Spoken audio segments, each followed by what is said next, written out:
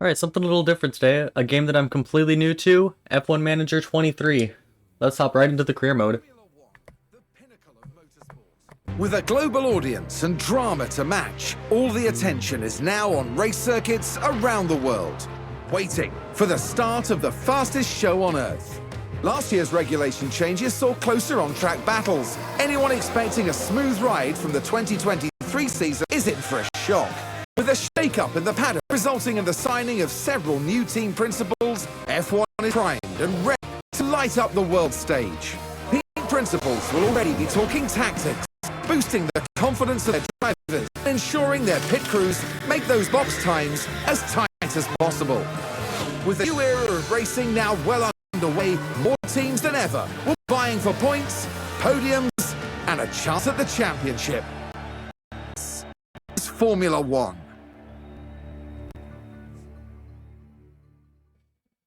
Alright, nice little introduction video.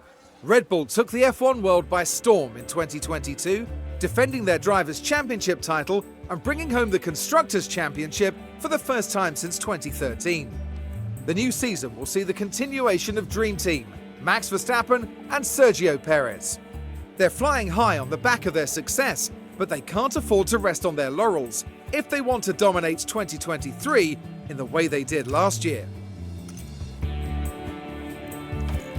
On paper, Ferrari had a stellar season in 2022, taking home second place in both the Drivers' and Constructors' Championships.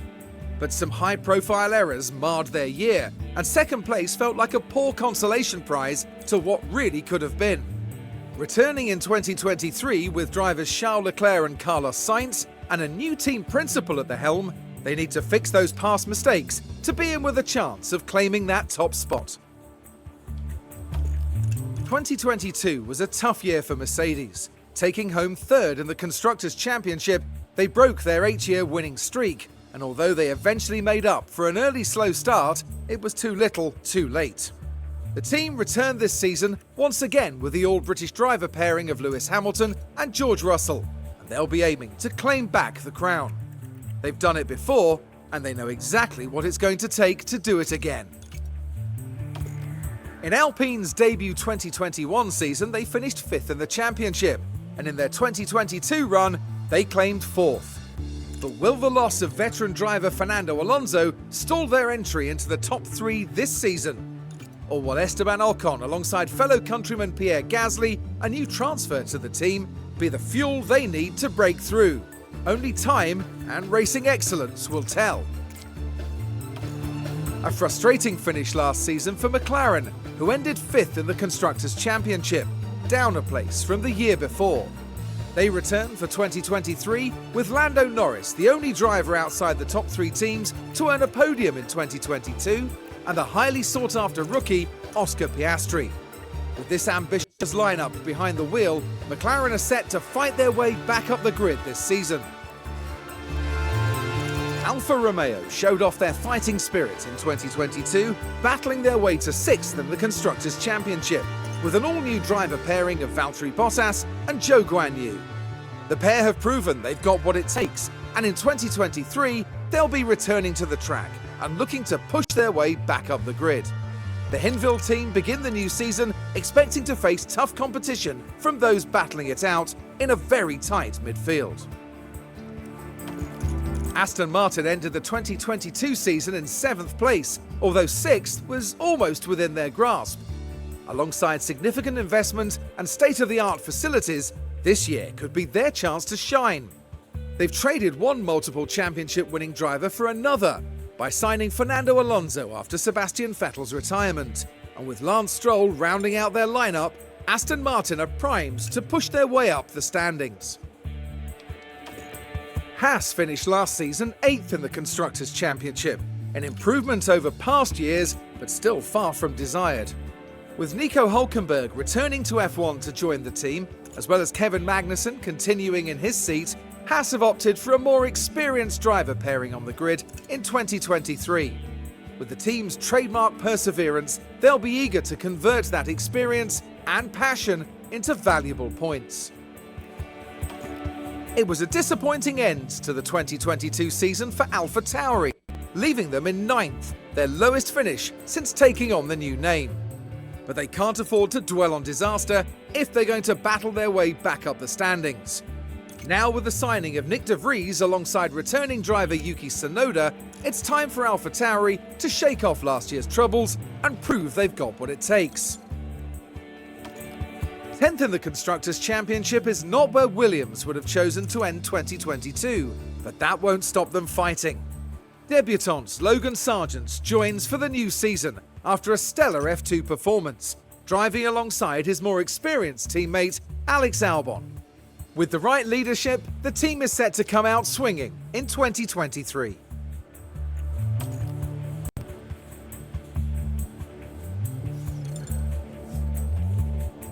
What team to go with here?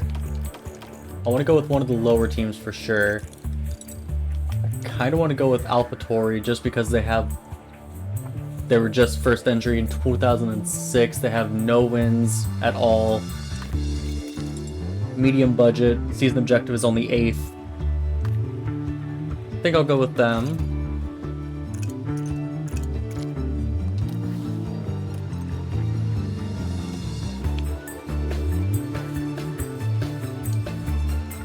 Actually, it was a disappointing end to the kind of want to go with in the Constructors' Now I'm going to go Championship with is Williams. not where I'm going to have Logan Williams would have Sargent. chosen to end 2020.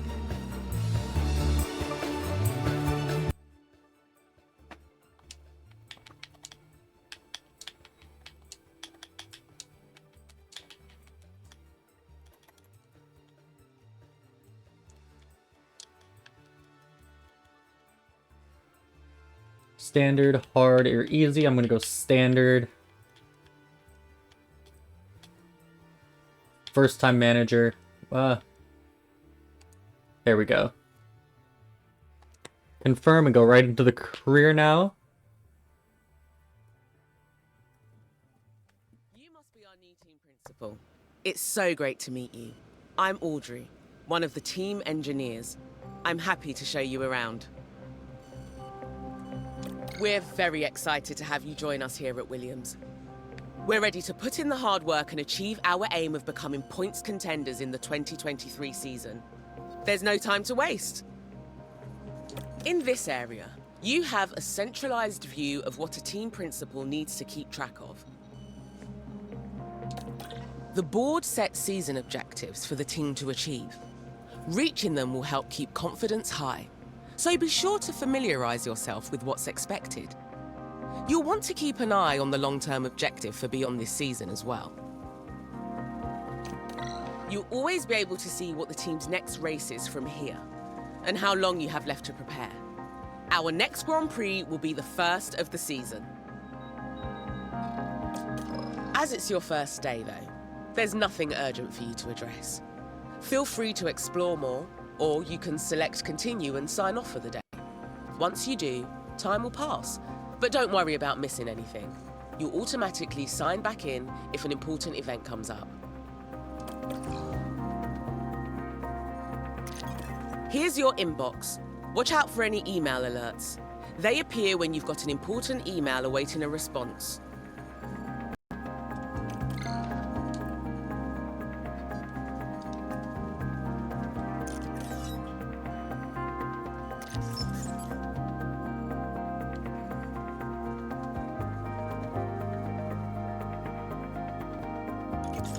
You can take a look at sponsorship performance targets here.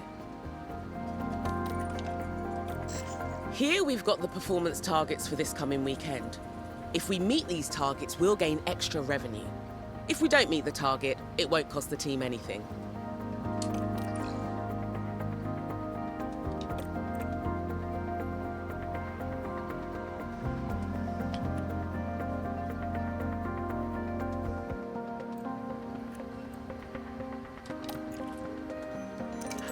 Improving our cars is a constant process if we want to stay competitive against our rivals. New car parts are initially designed in-house by the team. They can then be manufactured and installed on either car.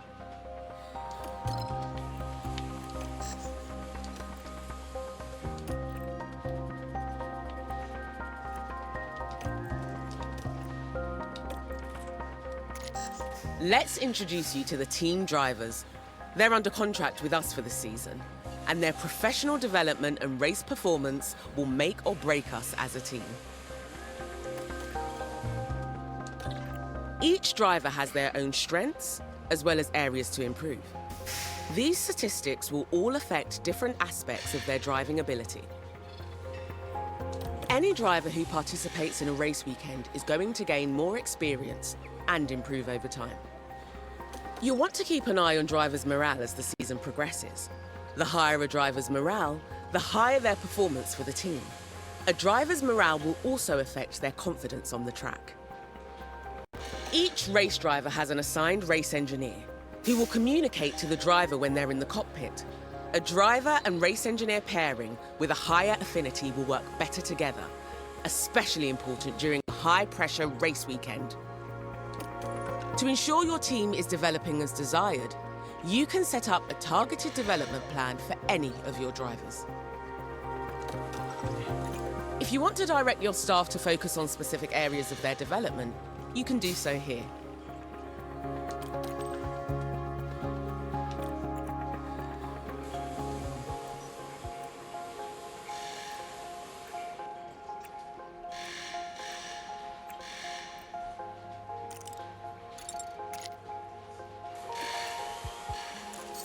It's not just the fastest car that makes a team the best in F1. It's the people doing the hard work behind the scenes. Manage your staff from here, from department heads to your pit crew, and keep up to date on their performance. Check here to see what your sporting director has planned for the pit crew. You can also come up with a detailed development plan of your own for them. After all, the pit crew are the ones who can save valuable seconds for our drivers.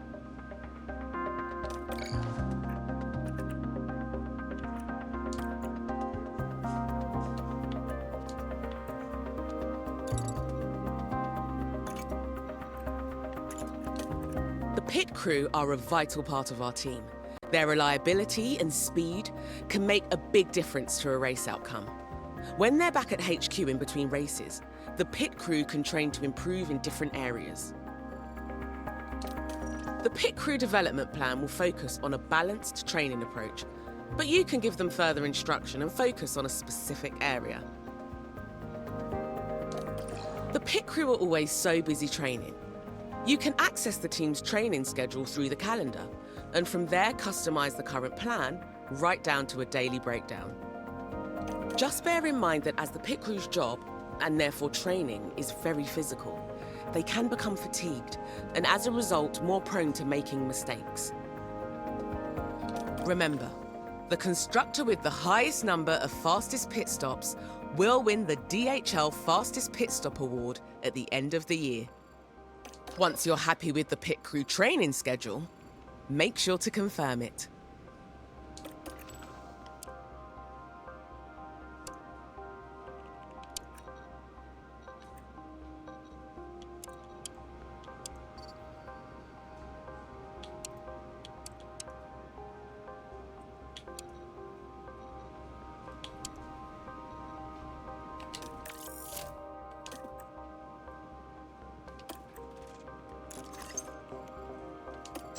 We have an excellent scouting team, and their job is to scout potential new staff members for the team. You never know what hidden gem they might be able to uncover. You can direct the scouts to carry out a standard or detailed scouting of a potential staff member, depending on the turnaround and information you need. If you think someone could be a good fit for the team, feel free to propose a contract. Just make sure you have a good idea of what they will accept in a negotiation first.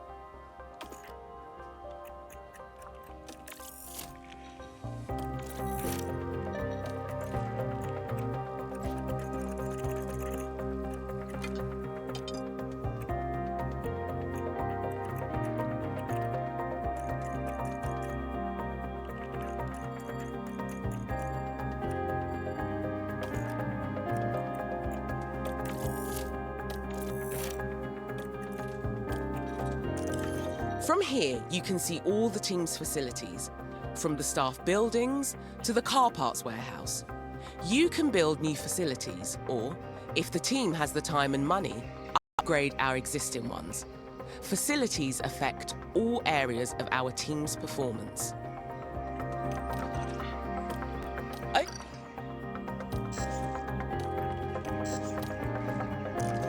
The board are the ones who set the expectations for the team. If they're confident in your leadership, you'll be fine. If they lose confidence in you, however, they might look to replace you. Don't forget to check in with the board often, and take note of their confidence levels, as well as the team's progress towards a greater rating.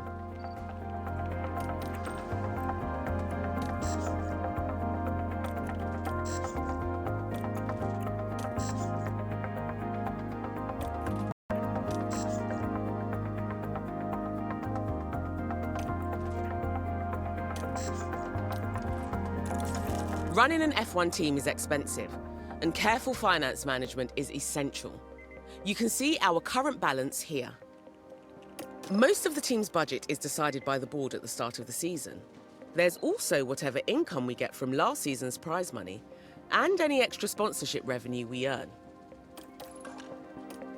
Whenever you're making financial decisions, make sure you're considering our cost cap. It's a mandatory spending cap on team transactions, with certain exceptions. If we go over the cost cap, whether intentionally or by accident, the team will receive a fine.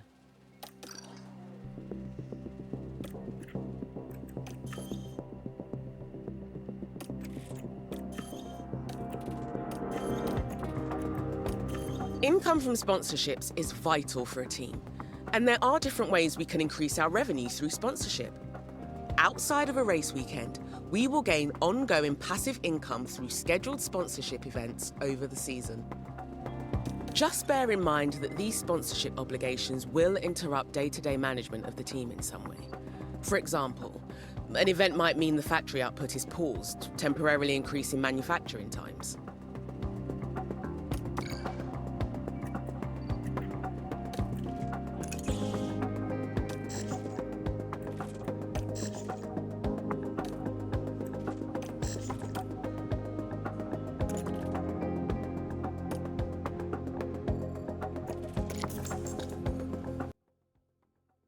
Alright, there we go. Went through all the little screens there.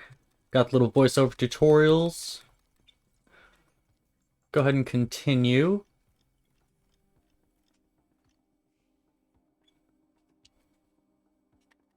Got something in the inbox.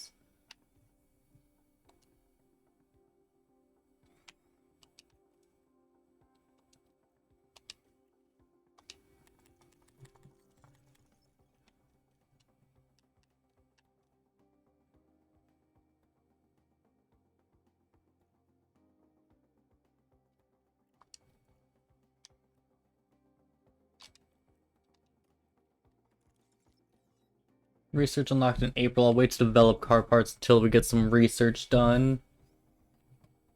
Go ahead and continue on.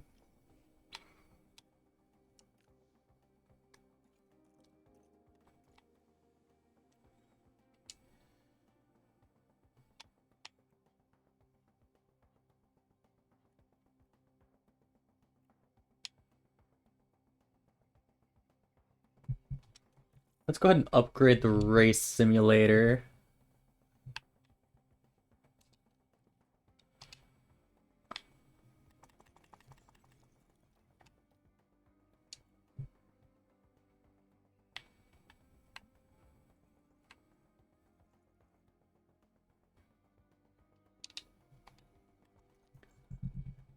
Go to pit crew development. We'll stick with balance for now. And continue.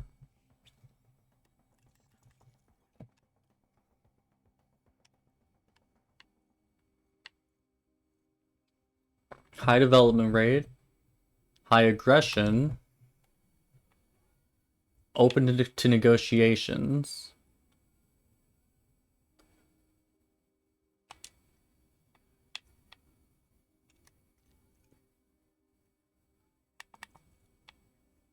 Let's go ahead and send out a detailed scouting report on him.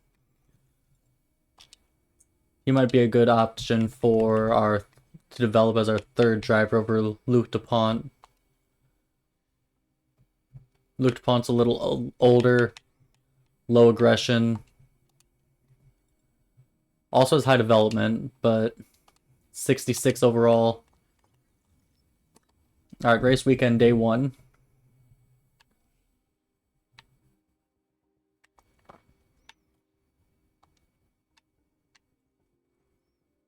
Bahrain. Track preparations. Medium speed is crucial. Top speed is crucial. Suggested tire strategies are soft, soft, medium, medium, soft, soft, or soft, medium, soft. Okay.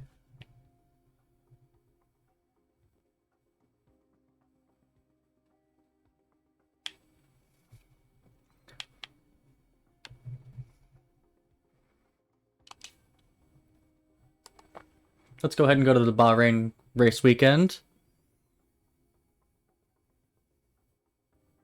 Welcome to Bahrain, ladies and gentlemen. F1 is back. Every team and driver comes here with the same goal, to win. And that's for the end of the season. For now, they have to prepare to fight for F1 glory. Bahrain International Circuit was Formula One's first venue in the Middle East, and is still a calendar favourite. Dusty and challenging, this desert track is a real test of endurance for teams and for drivers. There's now a rookie on the McLaren team, which is both an opportunity and a challenge. There's nothing like a race weekend in Formula One.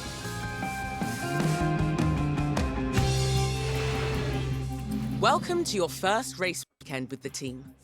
A normal race weekend starts with 3 practice sessions, a knockout qualifying session, and then the race itself. Later in the season, we'll encounter some different formats, such as a sprint weekend.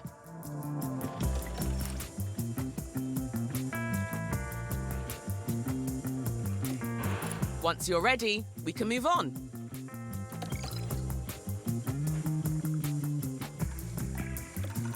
Over here is our race preparation area. This is where you can make any changes you need ahead of the upcoming practice session. The team will put together a run plan for the session, but you can review and make changes to it. Bear in mind that tyre usage during practice will impact what tyres will be available for qualifying and the race. Feel free to look at the run plan and the different options available. Then we can move on when you're ready. Alright, run plan.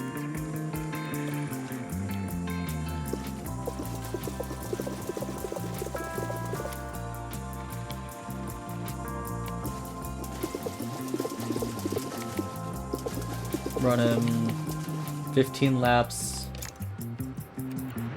on hard tires. Driver options.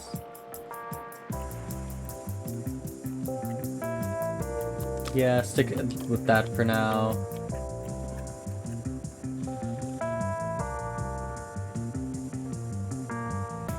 We'll go ahead and advance with just everything as is. You can decide whether you want to manage the practice sessions yourself, or whether to hand over control to your team. As it's your first race weekend, you should let the team handle the practice sessions.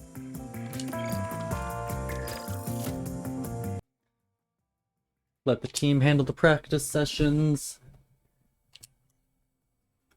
How did they do? 16th, 17th. Could be worse.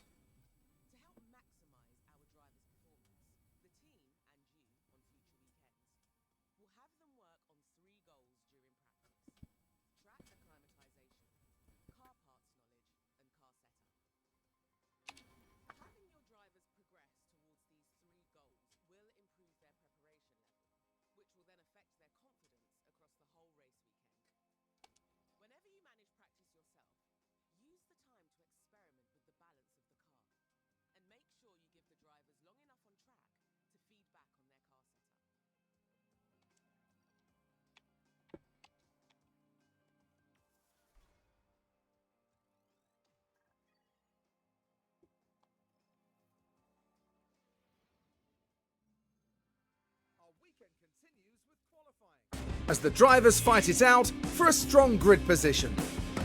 Bahrain's track is dusty and abrasive, and even under the floodlights, qualifying is tough on soft tyres. Teams will need to use their tyre allocations wisely. Now there's been a bit of talk about Sergio Perez of late. How's he going to be feeling, do you think? They must be feeling good after their fast lap times in practice. Confidence can do great things for a driver, so I'm excited to see how they handle qualifying. Hold on tight, because we're getting underway. Right, getting qualifying underway now. Oop. And where we start on the grid for Sunday's race. Qualifying takes place over 3 knockout rounds, and only the fastest drivers will advance each time. There we go. Now, continuing on. I already looked at the post-practice report. Both drivers at medium confidence. See if we can get Logan Sargent's car set up any better.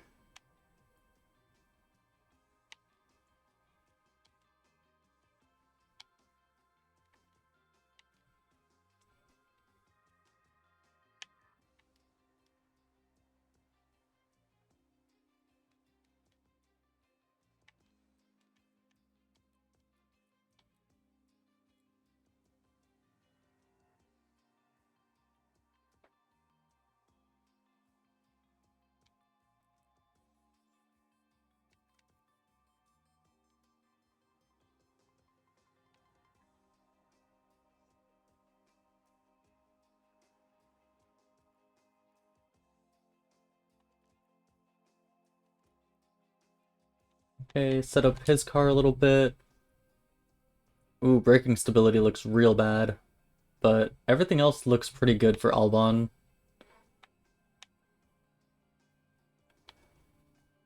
Maybe adjust the toe out a bit. And see how that does. And move on.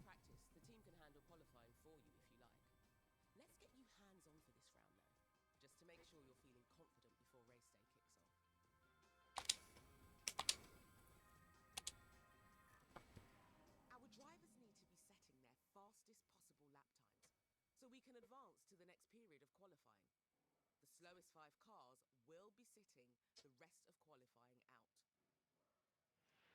Right then, let's get a car out on the track for its first run and see how it goes. Ooh, confidence is now low for Albon. Let's get him out on the track.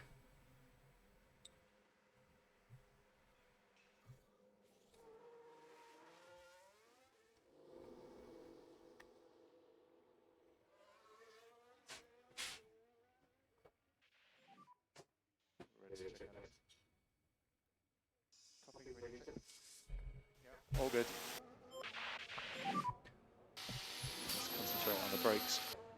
Copy. A driver's confidence level can be impacted throughout a race weekend, both negatively and positively by on-track events.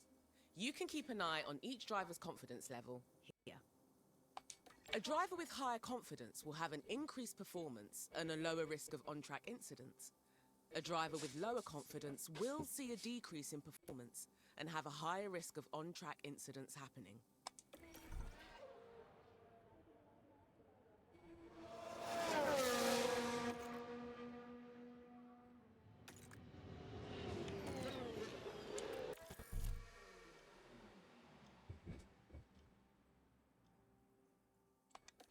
No, I don't want to take manual control. Let's just see how he does here. I know everything happens so fast over a race weekend, but if you need to catch your breath, you can pause for as long as you like. Of course, if things aren't moving fast enough for you, you can speed things up instead. The map view here gives you a good overview of the whole track and all the cars. Each car is also fitted with a number of onboard cameras, so you can view the race from different vantage points. Remember, you're managing 2 drivers throughout the session, so make sure to keep an eye on both of them. You can even watch from the driver's visor cam. which will really get you up close and personal with all the race action.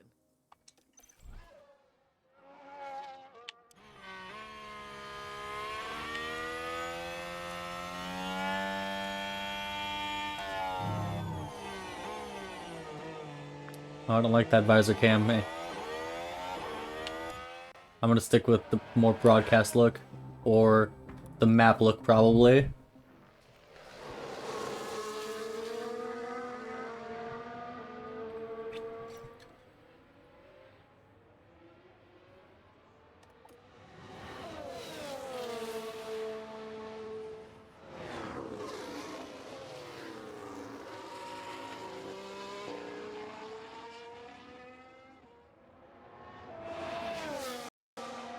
Alright, come on, Albon.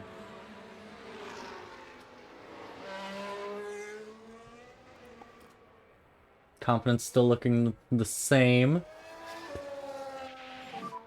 So it's all clear ahead. And then go push.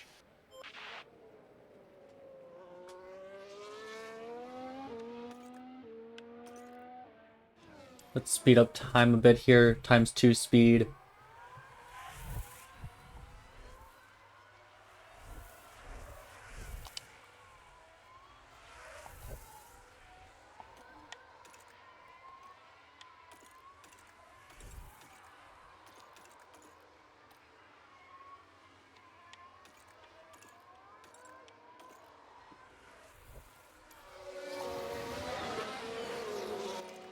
Where did his confidence level go?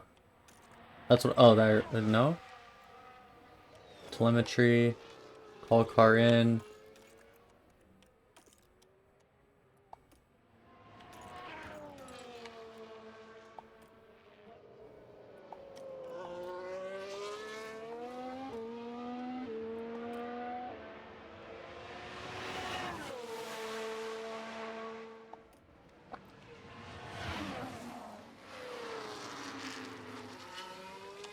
Let's go ahead and send Sergeant out now. Great! That's our first flying lap in the bank.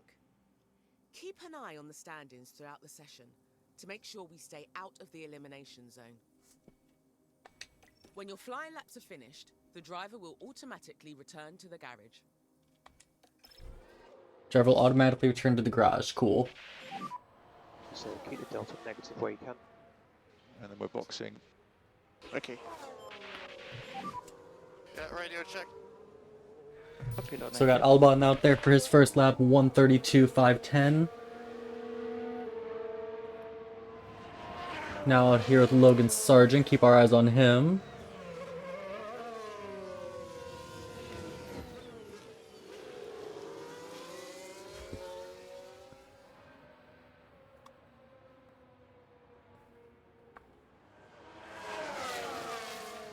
Albon already falling down to third in the standings now behind Leclerc and Bottas. Stroll.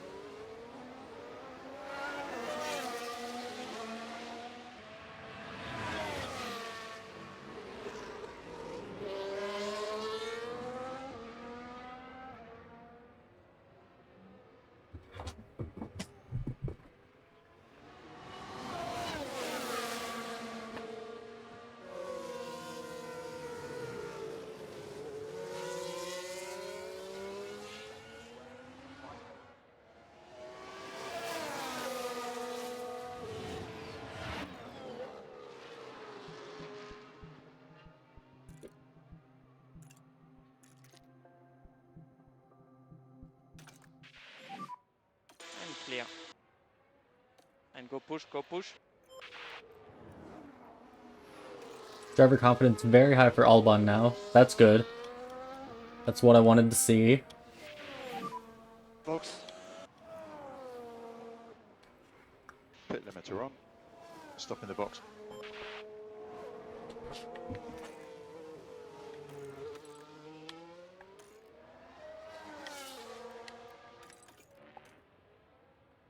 Now speed time up for Logan's. Our driver Oh, has hello. returned to the garage.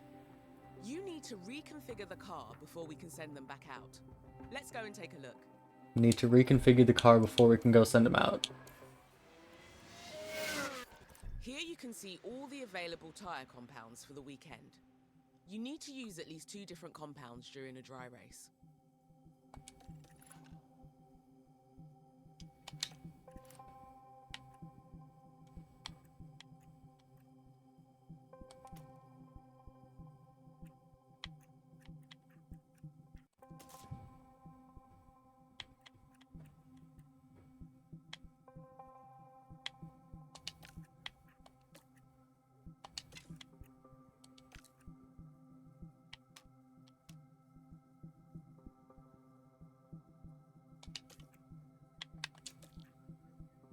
He's at 75% satisfaction.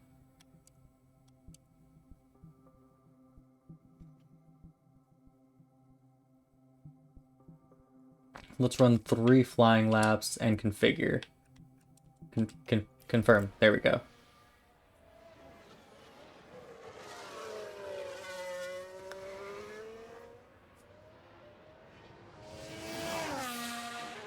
Right, now speed up Logan Sargent's run.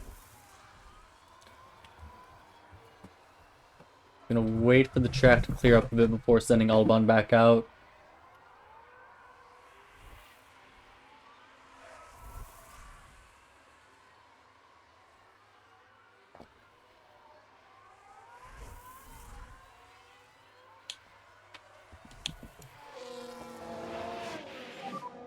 For your delta, we want to be just negative, so as close as the 0 as you can. Okay, go in, go in. Copy.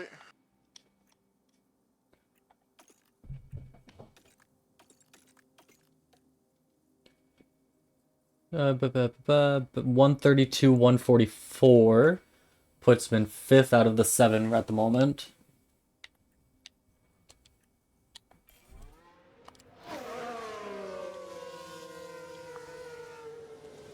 Let's go ahead and send Albon back out.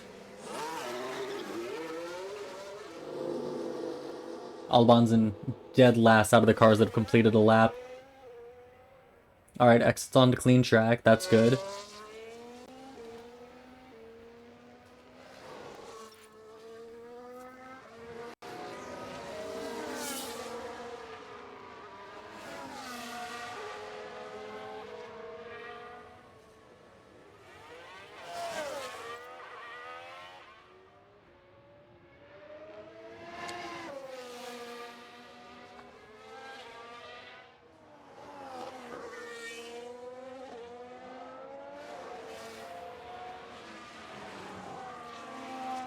Speed this up.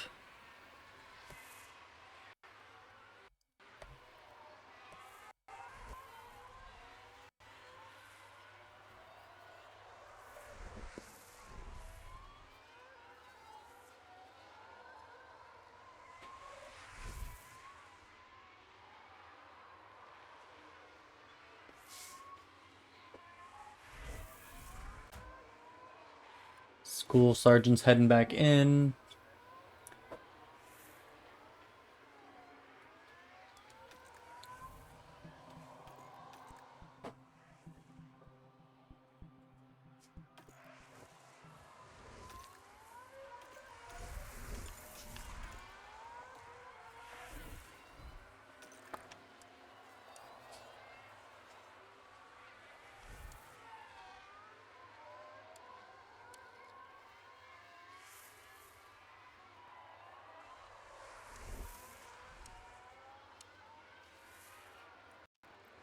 Okay, reconfigure.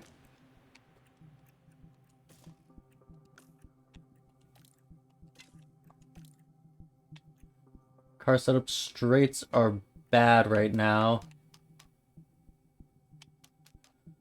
That's unfortunate.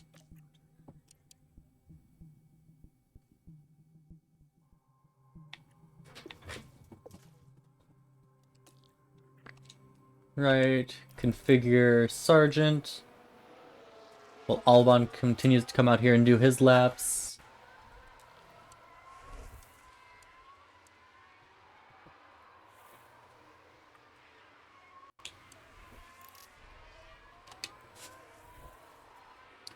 Audubon is ahead of one person right now. Sergeant's ahead of 3, so both in danger of being eliminated here in round 1 of qualifying. Sergeant's good to send back out there now. I'm going to keep my eyes on Audubon.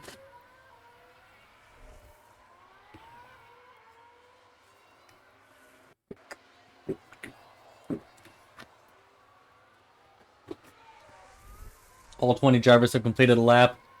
We need to be in the top 15 to go to the next round, and we're in 16th and 18th.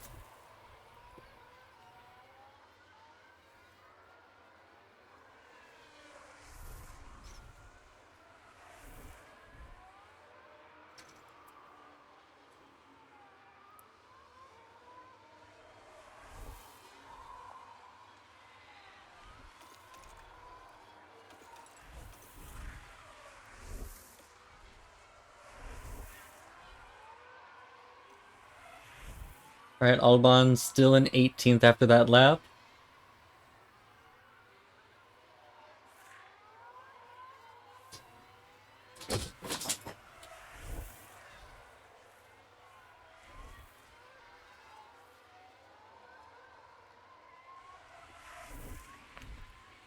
Four minutes and 30 seconds remaining here in session 1 of qualifying.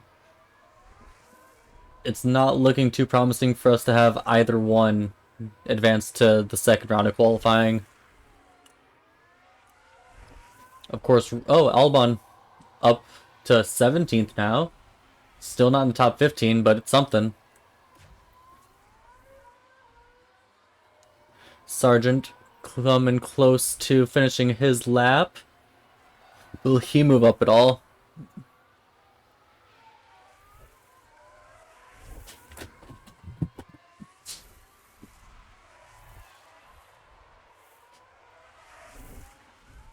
Ooh, what does the little exclamation point by that Haas driver mean? Is that Magnussen?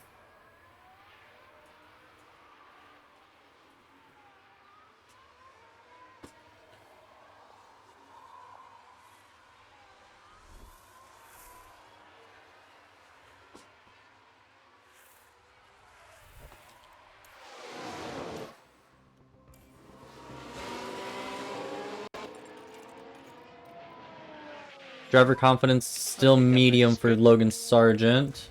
And you go put. Albon is still very high. So at least one of our drivers has high confidence. We're still 16th and 17th. Not great, not gonna move on at this rate. Coming to the end of the qualifying run.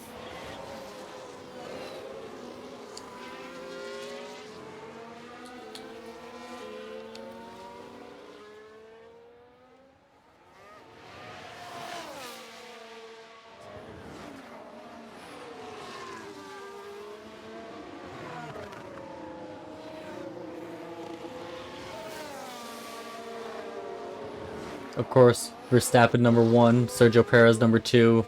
No surprises there. One of us is going to be like real life where Verstappen just wins every race.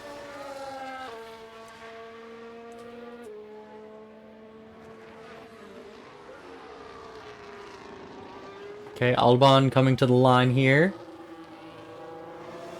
Come on, Albon.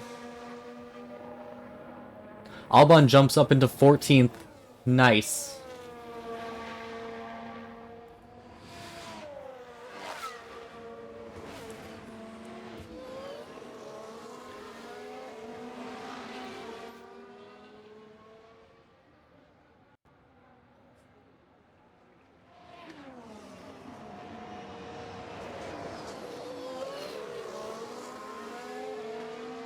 If Logan Sargent can also jump into the top 15, that would be amazing. Take the flag. Checkered flag. Sargent does not move up. Sargent stays in 17th, but Albon advances.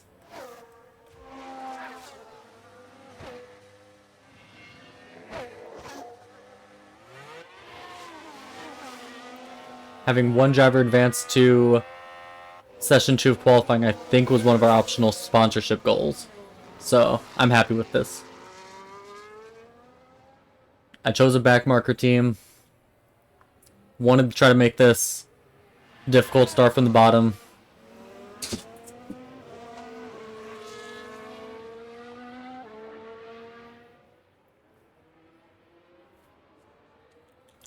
Speed up time. This is in lap. We're through to Q2. Great work. In Q2, the fastest 15 cars from Q1 battle it out for only 10 places in Q3. Now let's push even harder for a place in Q3. Yeah, Logan Sargent's not participating in the rest of qualifying, I know. Valtteri Bottas, Kevin Magnussen, Logan Sargent, Oscar Piastri, and I can never remember how to pronounce this Alfa Romero driver's name. I'm not expecting to make it to the third round of qualifying. I'm just happy to be at the second. Sponsors. Oh, it's reached Q3. So I do have to make it to the last one.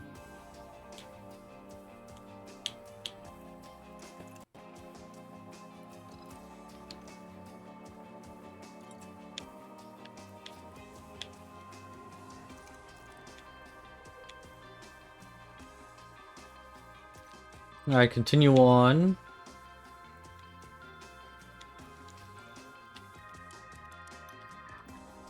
Let's do 5 flying laps with no additional fuel.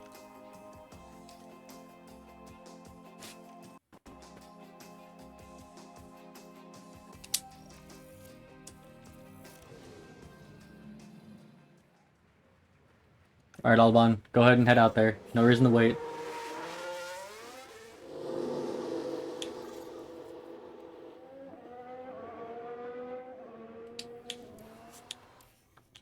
Do ×2 speed because ×4 switches me to the map view, and I kind of like watching the car zoom around the track at double speed.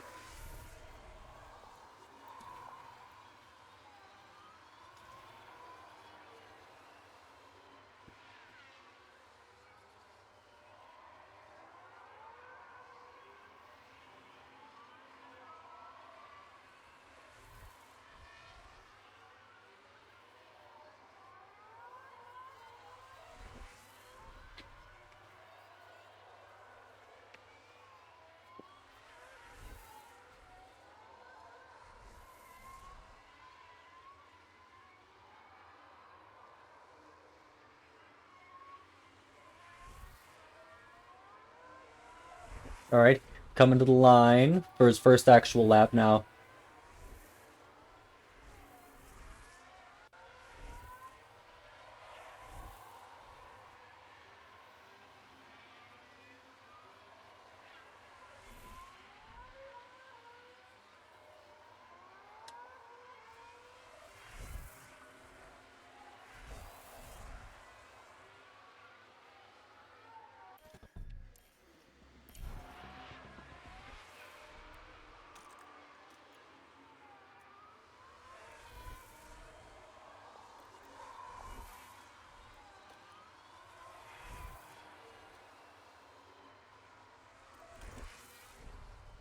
I wish there was a tactic to just tell him to go all out.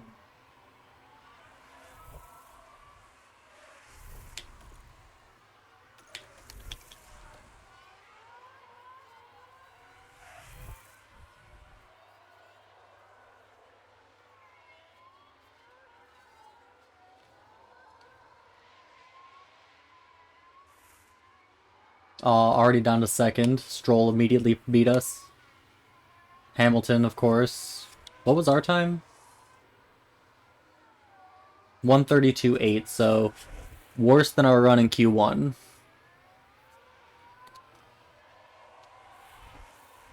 Verstappen immediately jumps to the top of the board by almost 0.4 of a second, no surprise there.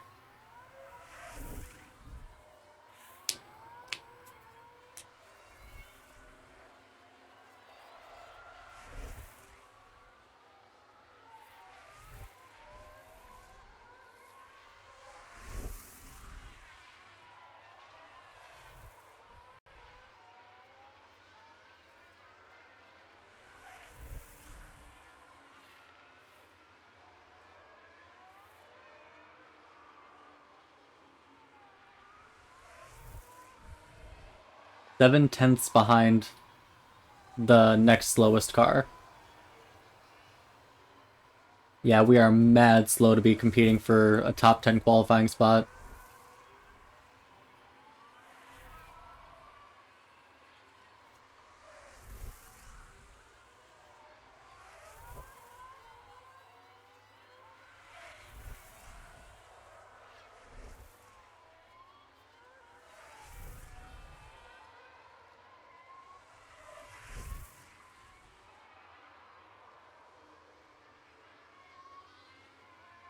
Alright, ahead of Hulkenberg, so at least we'll be ahead of one car. I know for sure Perez and Alonso are going to pass us. Gasly probably will too. 132.5 that last lap.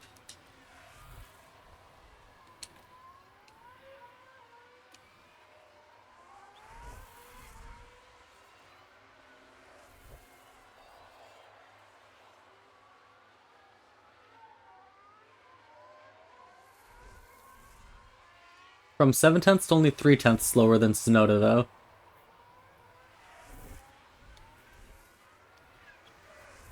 Yeah, 13th out of 14. Yeah, 14th out of 15, that's about right. Again, we were 14th in session 1. I'm just happy to be in the top 15, starting-wise. Has surprisingly Verstappen down in 3rd with Alonso having the lead right now, followed by Sainz.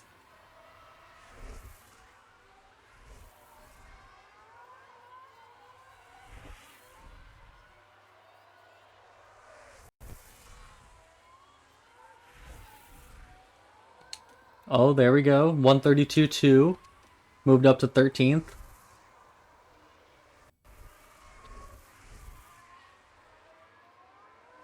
Theoretically should get better as the run goes along because the car will get lighter with less fuel.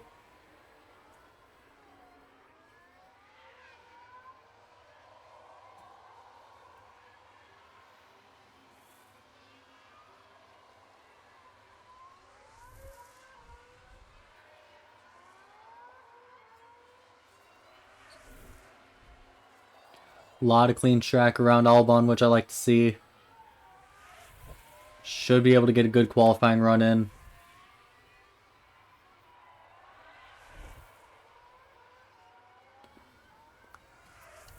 Alright, coming to the line. That lap was not even close to the best lap.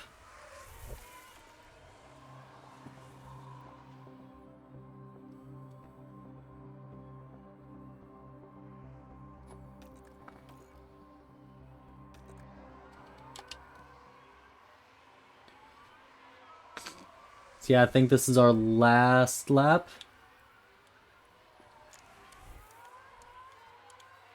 Our last lap was 148.2. Awful. We've completed the most laps in this qualifying run. Which I don't know if that's probably not something I should go for. I should probably be around the same laps as everyone else. That lap was a 132.6. Still not our best lap. Soft tires are down to 75, but I don't really want to blow through the soft tires.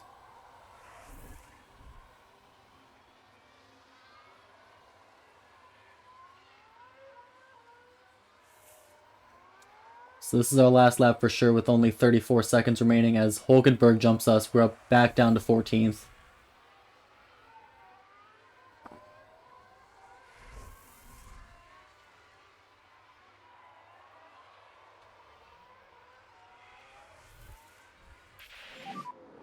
Okay, checker flag.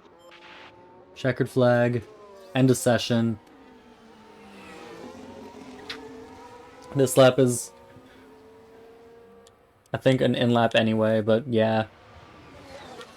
Definitely. Yes? No, not an in-lap. Completing the lap. At a 148.4.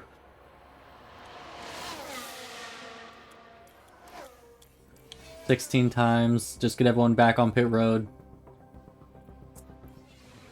qualify 14th. I'll take it. Verstappen did end up with the best qualifying time again. And Max Verstappen, Sergio Perez front row.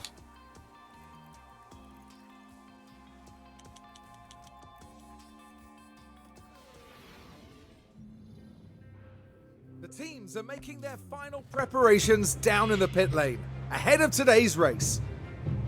Bahrain has seen some of the most dramatic races in F1, like Sergio Perez's incredible 2020 victory, surging ahead from being last on the opening lap. Now, Karun, with regards to Alex Albon, just how will he be feeling at this point in the weekend? I don't think there can be any real complaints over their performance so far. They know what's expected of them and they're making sure to deliver. And there's going to be a lot for the team to handle. So will the drivers and their cars be able to deal with the pressure here in Bahrain?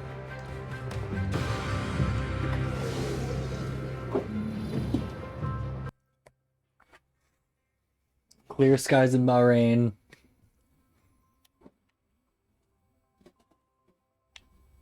Oh, so we did reach Q2. So we did gain an extra 88,888. Finish position. Have someone finish in the top 15. And then finish in the top 15 2 races in a row. Pre-race report.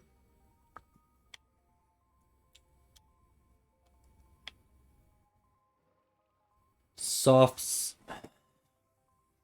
Okay. Can go for about 19 to 33 laps. So ideally around 20 laps on them. Medium's about 25. Okay.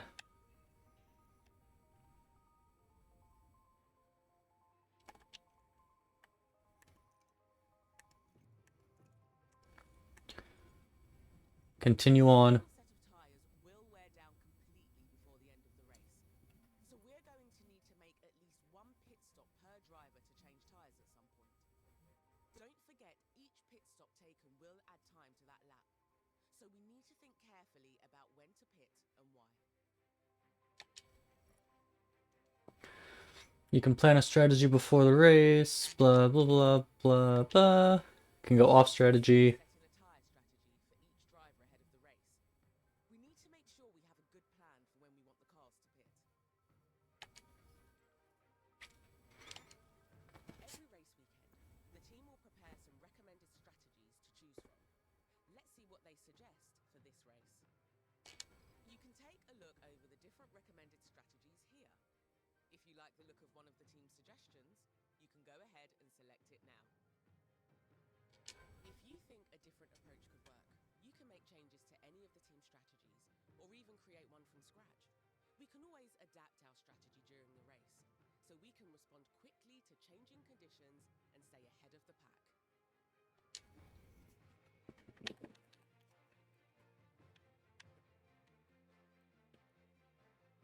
I think I'm going to go with C.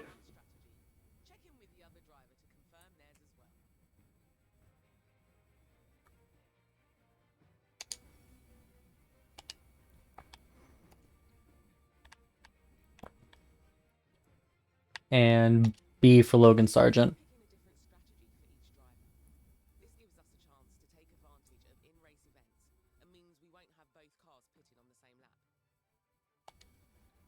That is, no matter what, there will be... Yeah, I'll stick with B.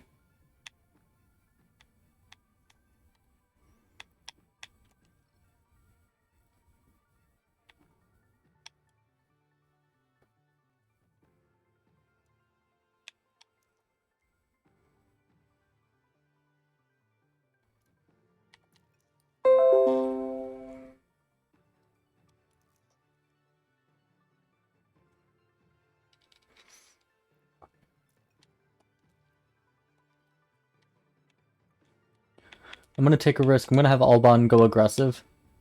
Attack, push, and deploy ERS. And to compensate for that, I am going to put a little extra fuel in just to make sure. I'm going to keep everything standard with Logan Sargent. And continue on. Here in Sakir, the floodlights are on, and it's nearly time for 57 laps around the Bahrain International Circuit. 57 laps around Bahrain. Driver with a chance to impress a few people here. All the way back at 17, meaning there's not a lot of expectations on their shoulders. But just what will happen here, your guess is as good as mine.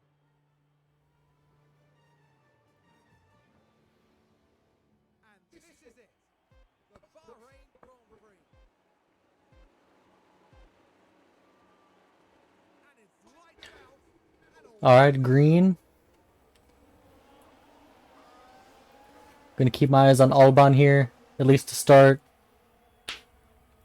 Alban is our car 1.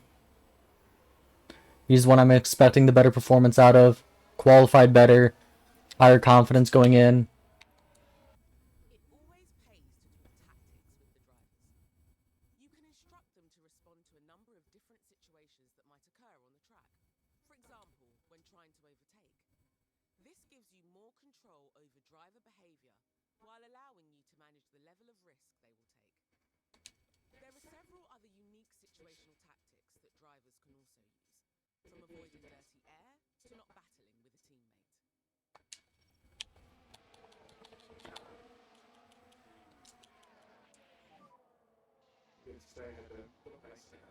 Again, I'm gonna have him be aggressive. Ooh. Driver confidence low here for Sargent down in 19th. Don't fight your teammate.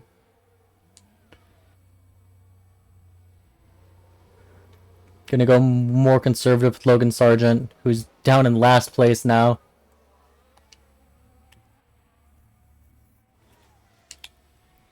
Go ahead and ×2 speed.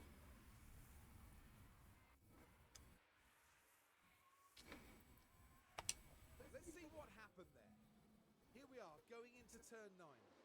They decide to give it a go.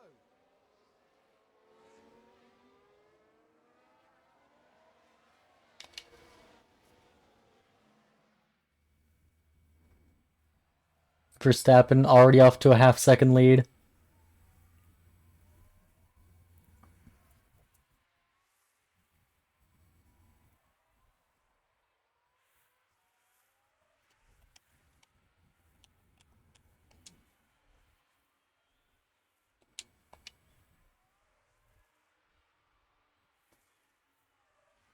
Albon falling way behind. Not the only one on mediums.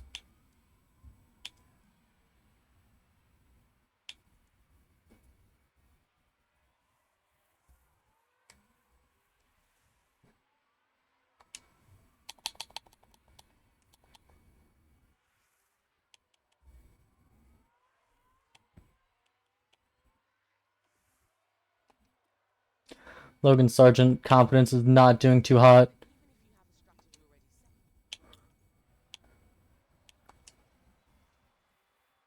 Ooh, confidence is down. Medium. Almost low confidence.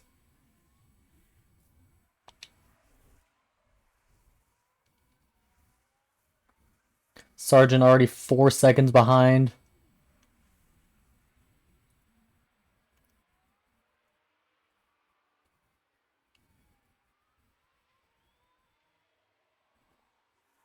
Albon overtake Magnussen here.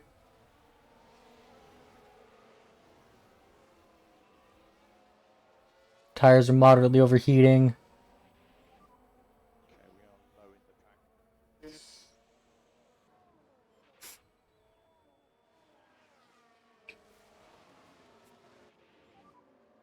We are going. Keep pushing.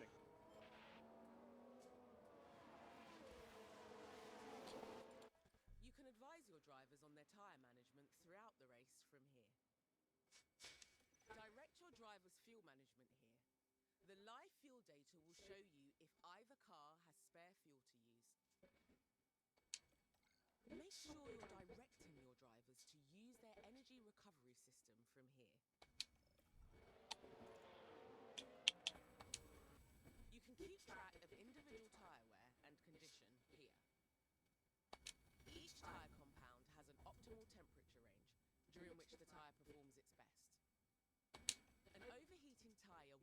faster, whereas a tyre that is too cold will lack grip, and therefore reduce the car's lap time. Oversee powertrain parts condition, risk of damage and rate of wear here. Aerodynamic parts can suffer damage of differing levels, and whereas some parts can be replaced during a weekend or even a race, major damage could force a car to retire.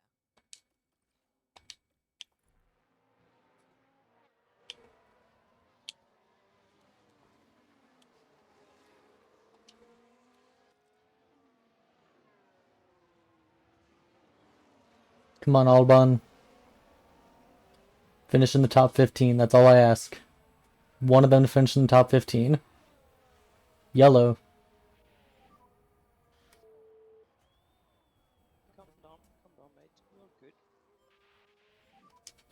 What happened there to Sargent?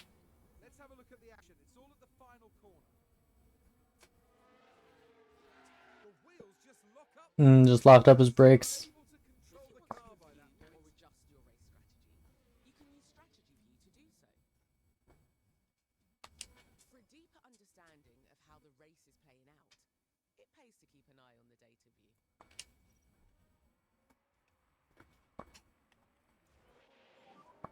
Yeah, sorry, suspended. Small mistakes.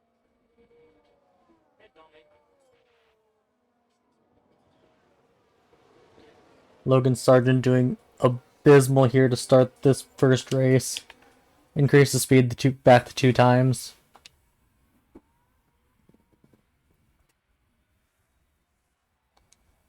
If a driver needs an additional performance boost for a short time, they can adjust their ERS mode and use any battery charge they have. There are several ERS commands. Some will focus on deploying energy for additional pace, and others on harvesting energy for later use. If a driver is entering a battle situation, where they might need the extra power for an overtake attempt, or to defend against one, then you can direct them to deploy energy as they see fit through Battle Assist.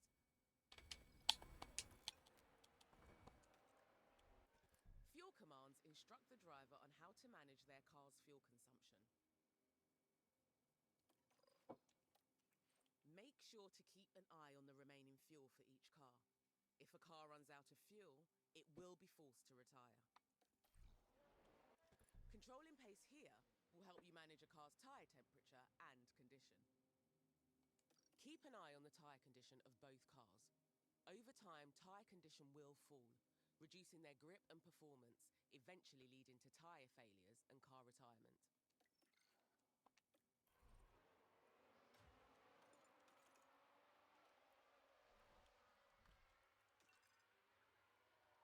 Increase the pace, Sargent. You're 9 seconds behind. Albon, keep being aggressive. Still medium confidence.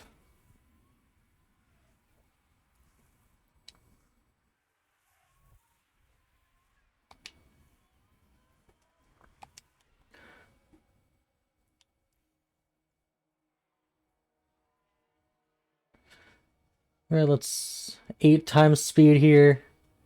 Verstappen and Sainz having a nice battle for the lead. Sargent's still way behind. Albon staying pretty padded at 16th. Oh, got up to 15th there. Now we're at turn 11 now. The opportunity's there. Albon just a nice clean overtake.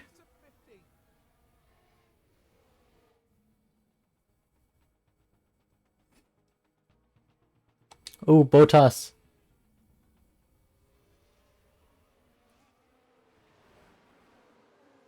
Valtteri Bottas spins.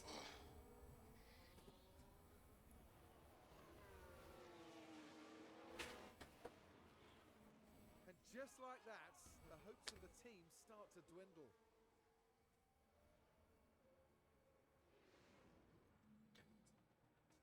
And Valtteri Bottas, even after spinning, is still ahead of Logan Sargent by 3 seconds. Tires are getting too hot. Lower him down to aggressive. Main focus, tire management, please.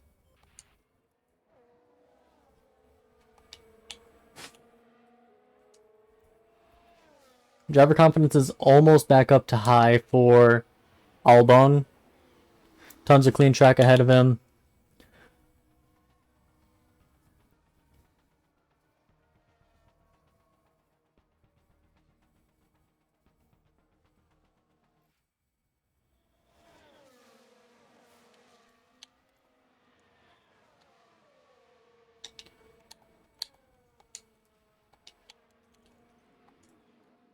Switch to just an aggressive pace. Careful to drop back. Yep, copy.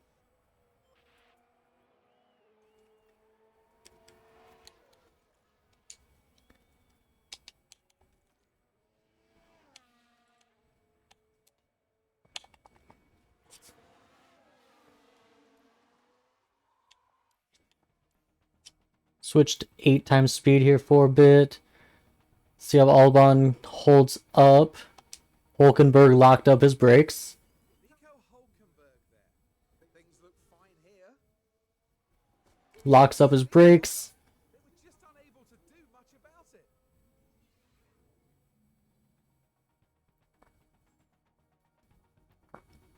Albon still 6 seconds behind Lando Norris. Sargent still 4 seconds behind Valtteri Bottas.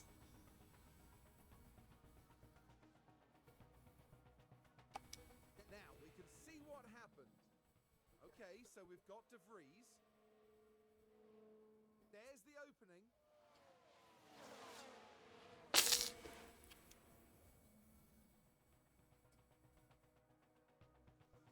Albon overtook De Vries right back.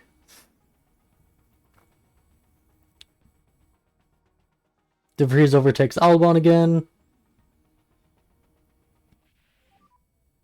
Yeah, what do you think on the tyre? I have to manage so much. Copy that.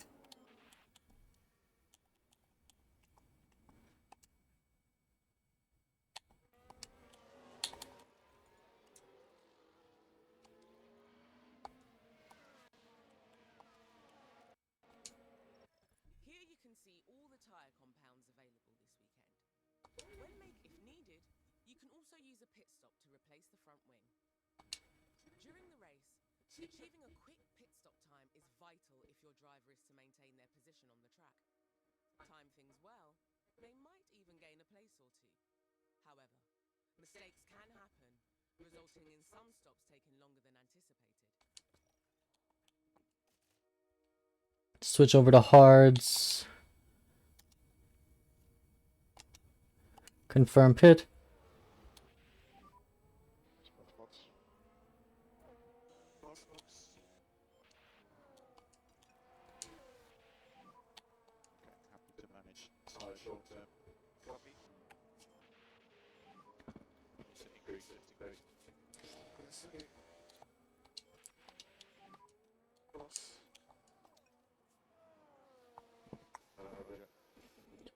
Albon is the first person into pit. Sargent only little under 2 seconds behind Bottas now.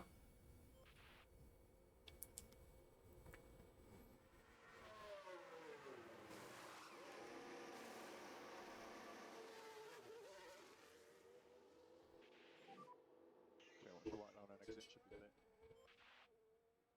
clear. 2.885 second pit stop. Total pitting time 30.3.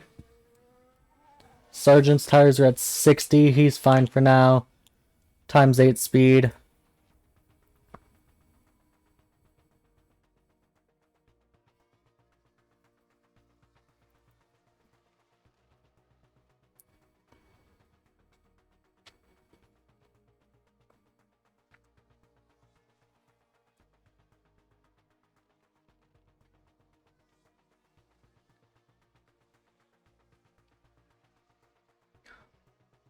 Hulkenberg has pit. Hulkenberg passes Sargent. That's unfortunate.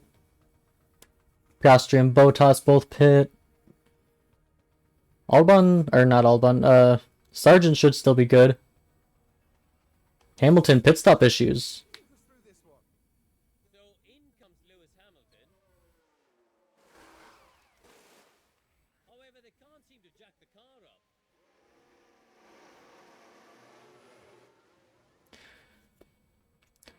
Issue for Lewis Hamilton. That's big. That doesn't really affect us because Lewis Hamilton is still way ahead, but for the frontrunners, that means a lot. Norris overtakes Sargent. That's fine. Carlos Sainz, new fastest lap. When you set a strategy for a car, a pit window will be created, during which it is recommended to call for a pit stop. The race engineer will also alert you to the optimal pit lap for your strategy. Throughout race weekend sessions, including the race itself, you'll want to be using pit stops to manage and adjust the car's setup, as well as deal with any areas of wear or damage. Just remember it's up to you when to pit a car.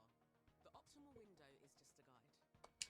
As a tyre is used, the tread will gradually wear away. This wear rate is impacted by several factors, including the tyre compound and the driver's pace command. An overheat... Okay, Logan Sargent has entered the pit window. Times 2 speed for him.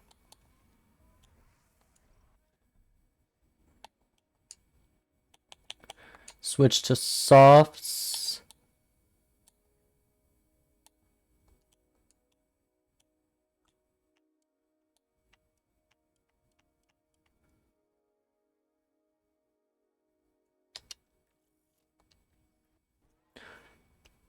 Pit window's open, not gonna pit yet though.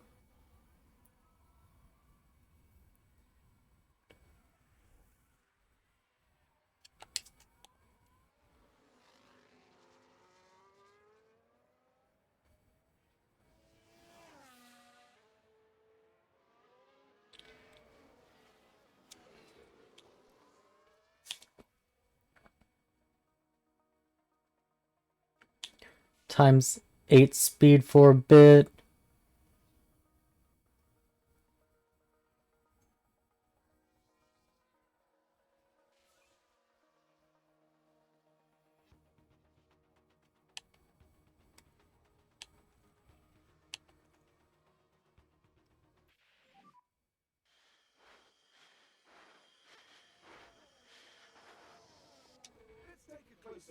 Multiple cars crashed. Barely any room to maneuver. The car's coming together right there. And I don't think there's a lot of doubt as to which car came off worse there.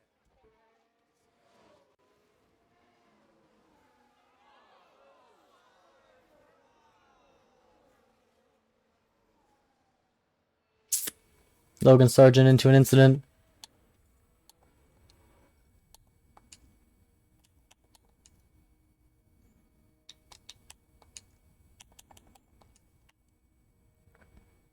Go ahead and pit next lap. Box, box.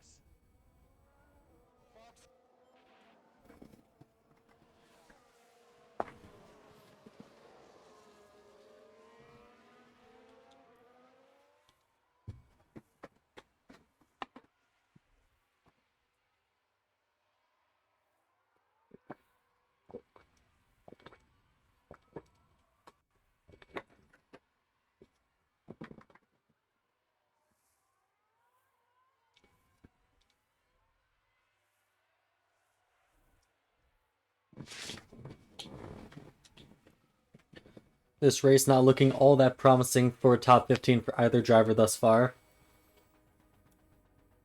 But we're not to the halfway point yet.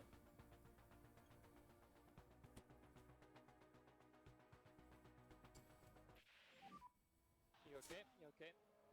Now, what exactly happened there, Karun? Pierre Gasly. Pitting.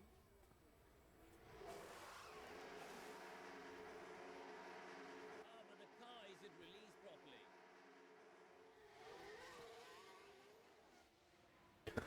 Again, Pierre Gasly. What's happened there? And then a crash involving multiple cars, Logan Sargent included. At the 11th corner. Now there's an inviting opportunity there. And the contact between the cars, inevitable. Now their confidence will have taken a hit with that. And while all that was happening, the crew in the garage could do nothing but... Okay, Oscar Piastri got the worst of that collision, so at least it wasn't Logan Sargent that time. Logan Sargent has no confidence anymore. How is still medium, almost high confidence for Alexander Alban. Good entry. Understood.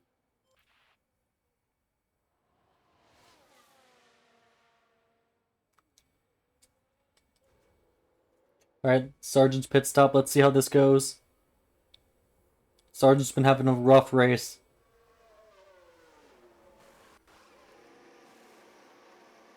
.6 second pit stop. And clear on pit exit. Watch the white line. Clear on pit exit. Watch the white line.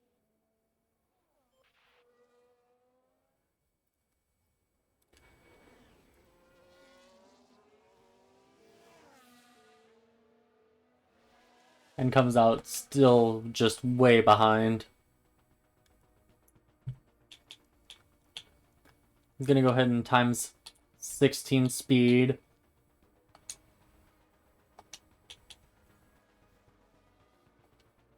Up to high confidence now. Nice.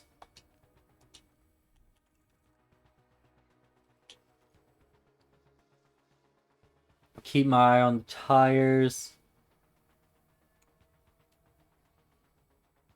Alban will be the next one to pit, presumably. Right now sitting in 18th and 20th. Man, I just locked the fronts. Head down. Logan Sargent with another incident as he locks his brakes on, again, I think it's been turn 11 every time. And the car just locks. And hopefully there's not too much damage.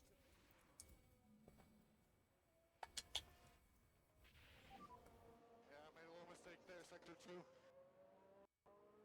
Keep pushing.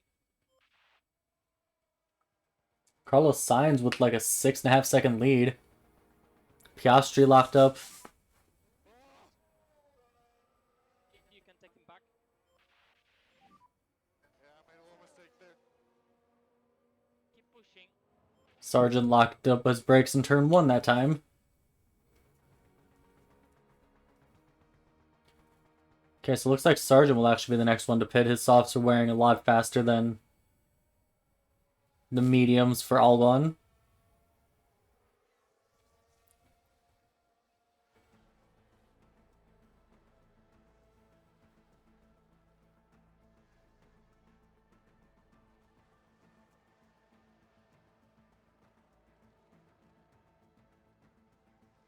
Piastri overtook Sargent. Sargent back to last.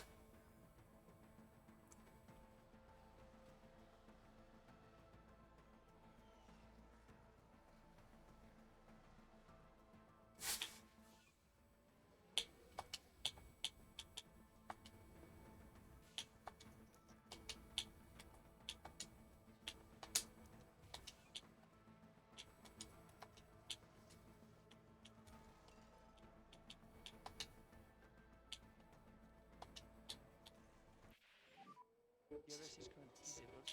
DRS is currently disabled.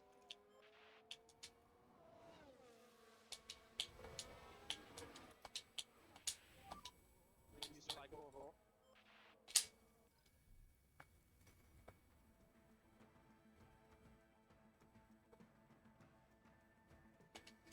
Okay, switch to another pair of softs for him. Have him go to the pits. Box, Logan, box. Copy, boss. It's currently low. Okay, copy. Good entry.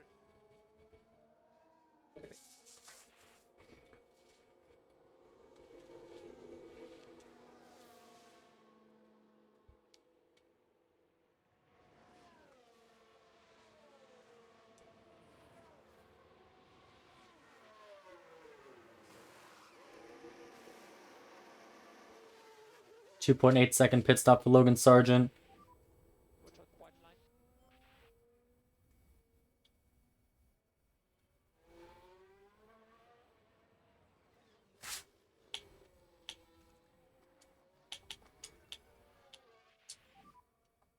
And go push, go push.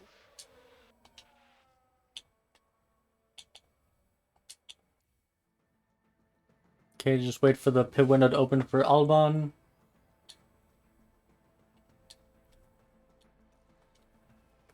Albon's still sitting at high confidence. His tires are getting hot now. Switch him to just aggressive. His pit window should be opening up. Piastri overtakes Albon.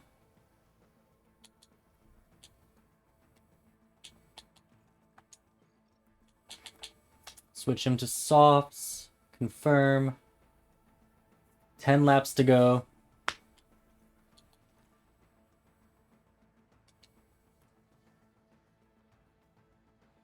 .6 second stop. We're 19th and 20th now.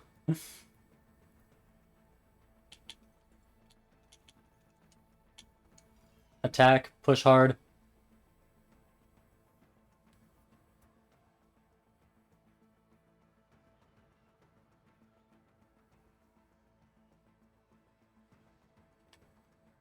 Oh, there's Albon. Low fuel, so be mindful of that. Copy. Should do lifting close to. Copy.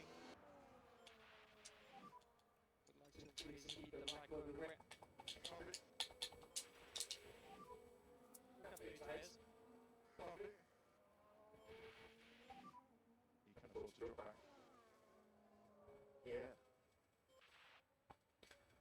Looking like not a good race for us. 18th and 20th. Oh, Sargent overtook for 17th.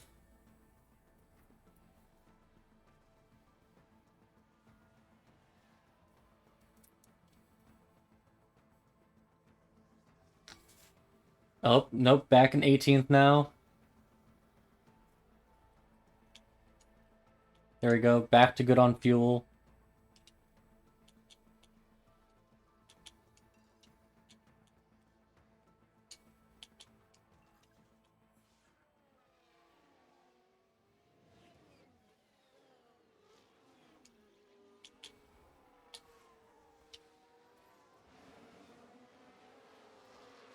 Final lap here. Looking pretty certain that we're going to finish 17th and 20th. Yep.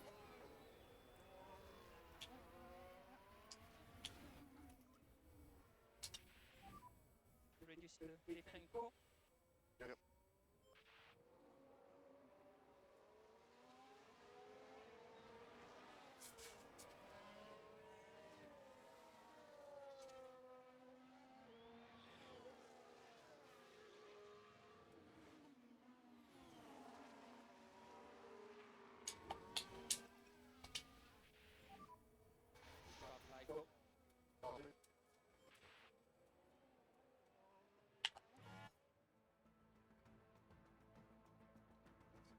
Where even is... Oh, there's 16th. Yeah, not even remotely a chance to catch up. End up a lap behind the leader.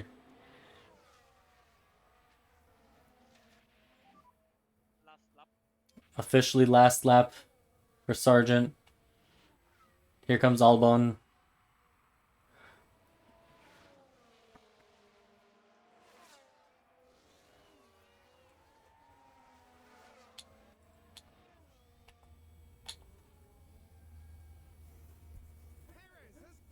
Sergio Perez picks up the win for Red Bull, followed by Carlos Sainz and Max Verstappen.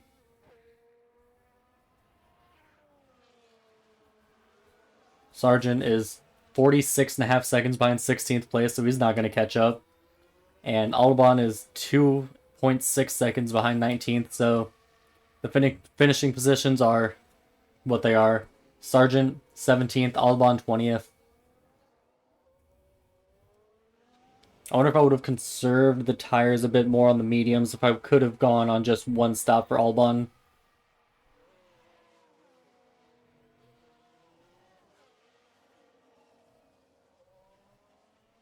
But first time playing the game. I'll get better at this sort of thing.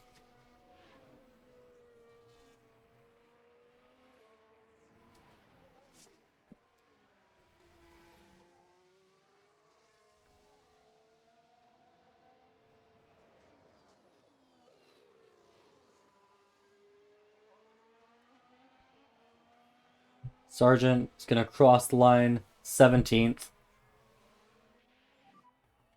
Okay, checkered flag, checkered flag. And here comes Alban crossing the line in 20th. Typical race.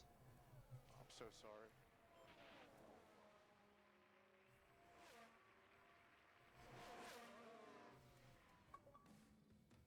Dear oh dear, what a disaster of a drive for Logan Sargent.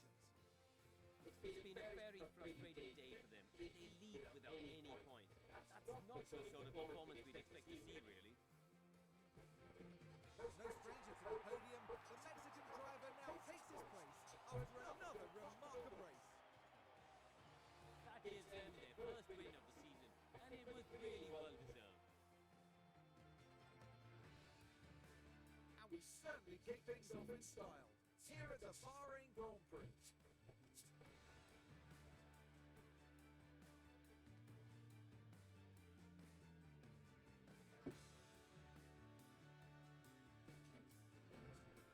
Now, Karoo, no doubt there'll be a lot for the teams to process after that race. But how do you think the Williams team are feeling? They'll be disappointed.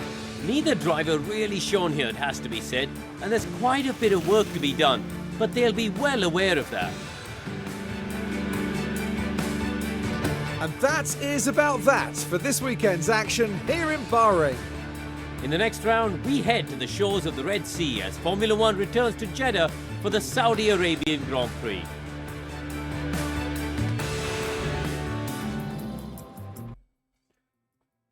So that is it for the Bahrain Grand Prix weekend. Fastest lap of the race goes to Lewis Hamilton.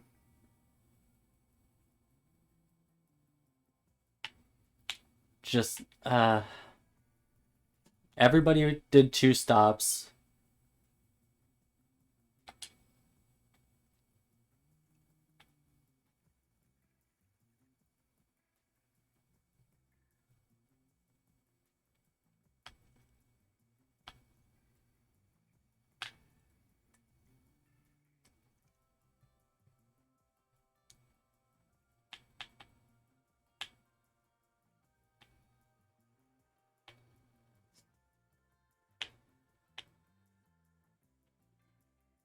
I think I ran on those mediums too long.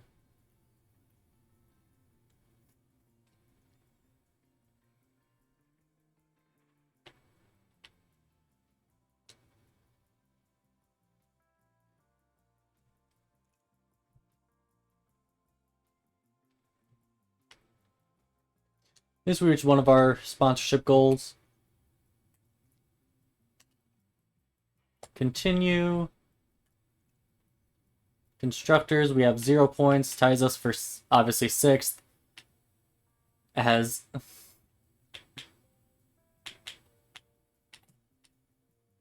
all the points went to either Red Bull, Ferrari, Mercedes, Aston Martin, or Alpine. Haas, McLaren, AlphaTauri, Alfa Romeo, and us Williams. All with nothing.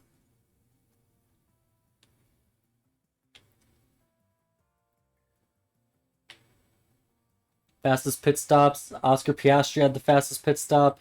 We had 7th and 8th fastest pit stops, though. So, fastest pit stops, our pit crew's in 4th place for that, with 10 points. So our drivers may have done absolutely awful, but at least our pit crew wasn't at fault.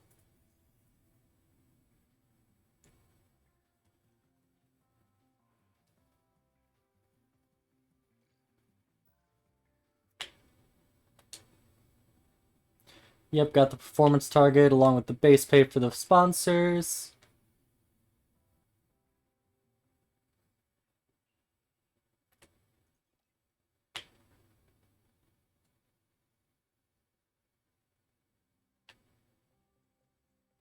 Everything passed inspection. Oh, but I didn't want to continue on. Oh well.